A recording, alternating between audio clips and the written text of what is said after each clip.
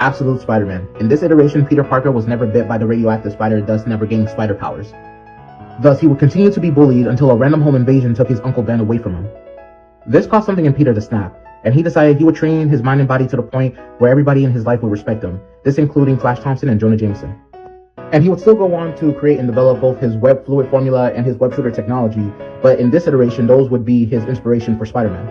And he would use his friendship with Harry Osborn to gain access to Oscorp Laboratories to develop a super suit which would later become his Spider-Man costume so that he can use it to win underground wrestling rings as a way of earning cash for his Aunt May.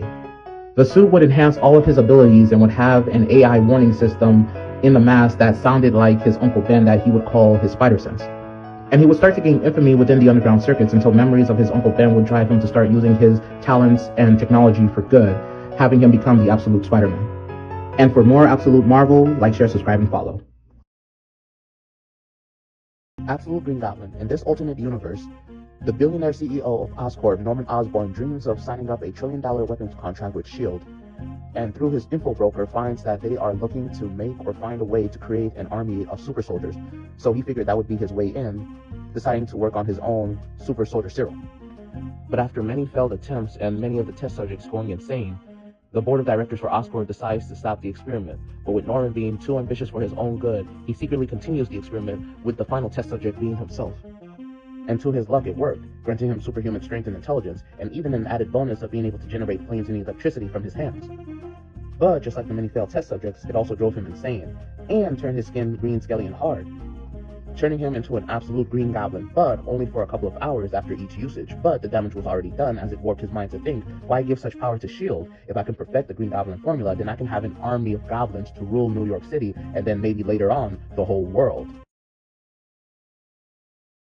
Absolute Venom. In this alternate universe, Venom isn't an alien symbiote that comes down to Earth bonding to Peter Parker then Eddie Brock.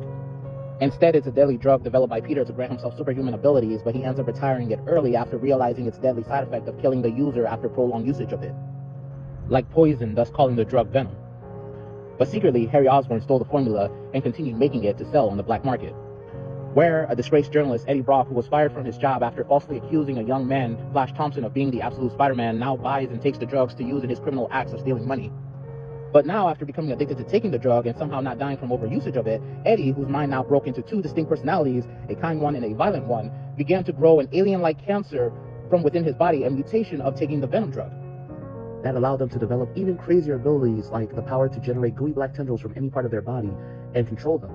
Now, as the Absolute Venom, they only have one goal in mind: to get more Venom.